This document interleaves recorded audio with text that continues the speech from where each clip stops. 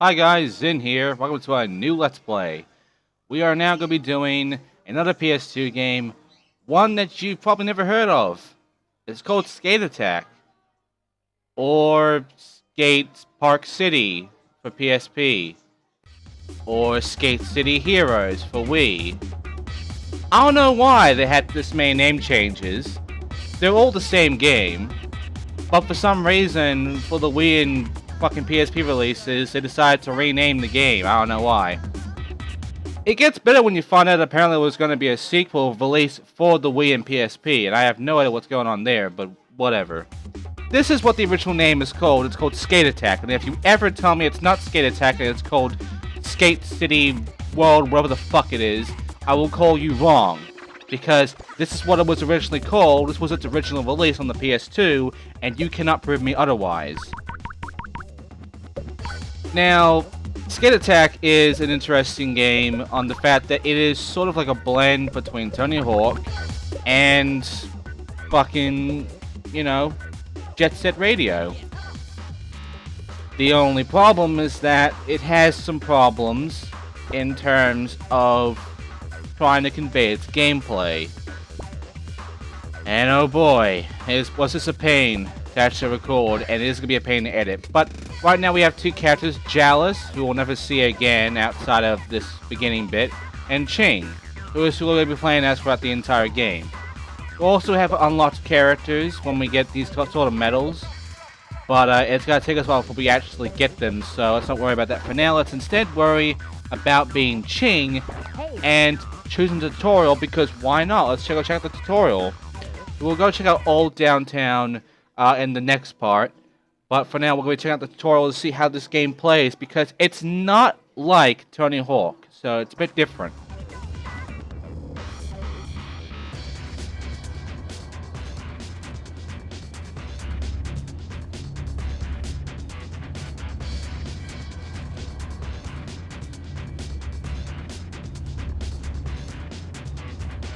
So here's the thing tutorial. Go to this spot over here and you will unlock the Hippie, who is our challenge.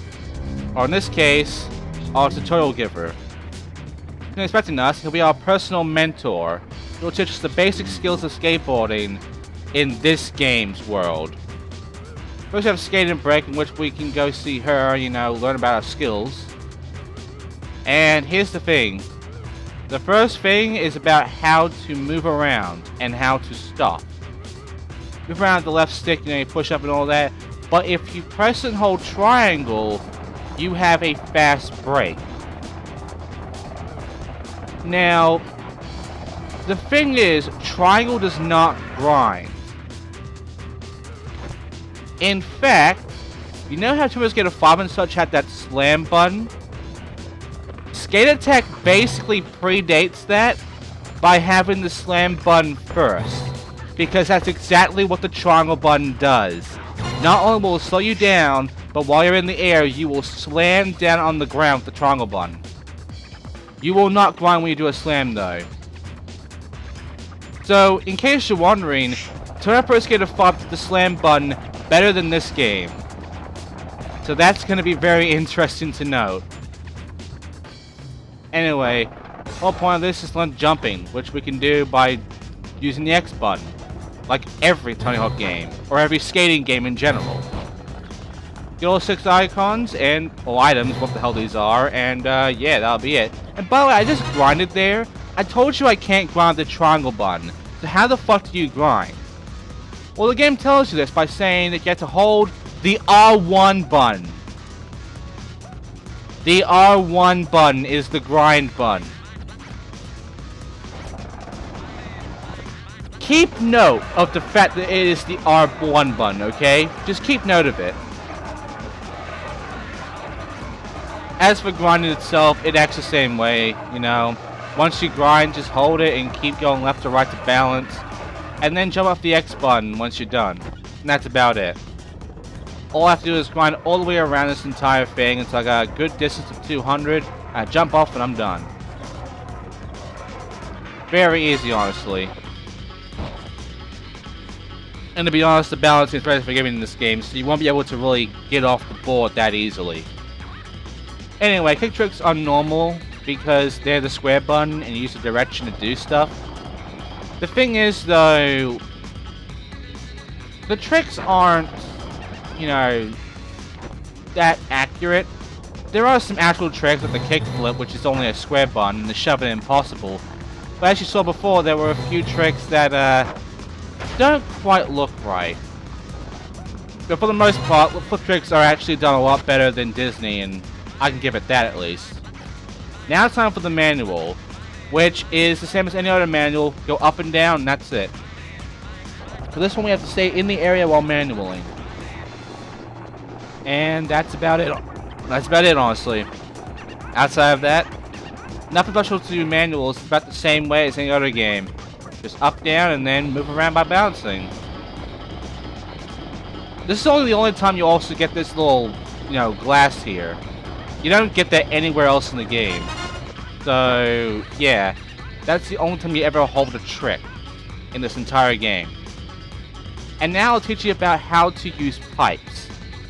You see, you can speed up by holding the X button, which, you know, that's how it normally goes when it comes to speeding up with the jump button held.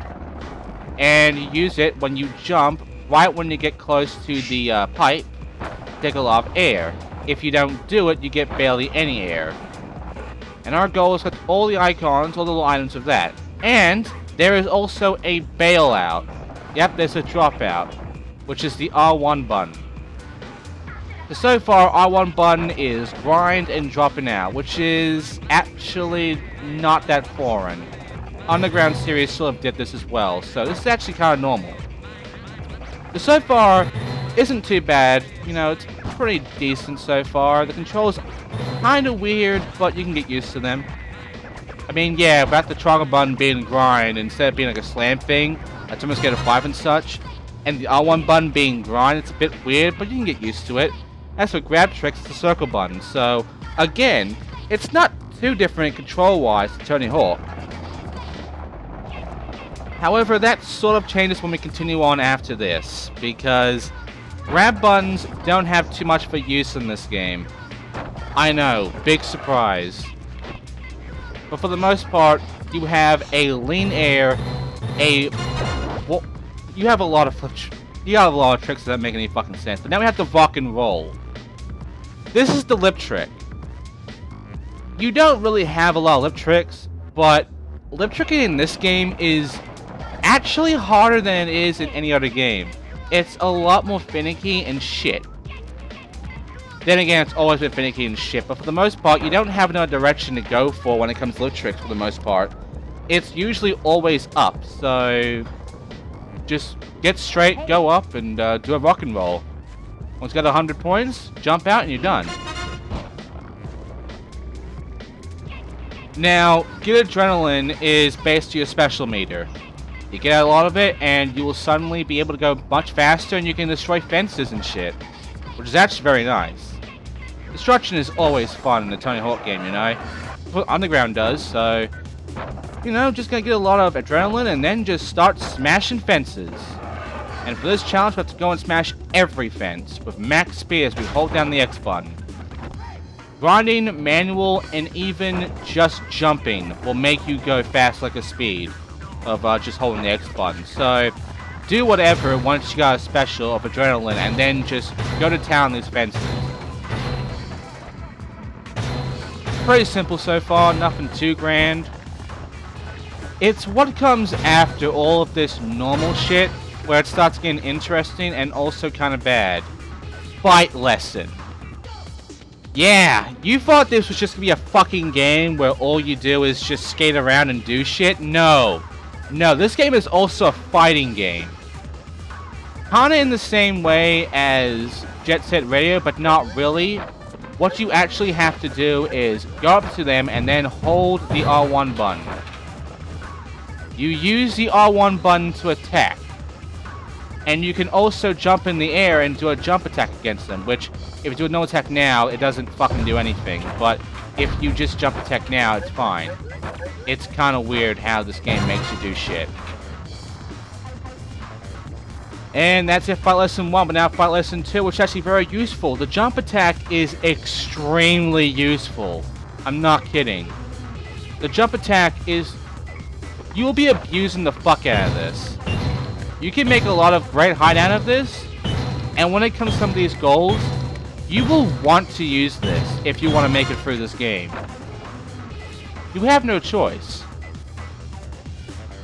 Especially when you're up against a whole bunch of these fuckers when they're actually moving and not dummies.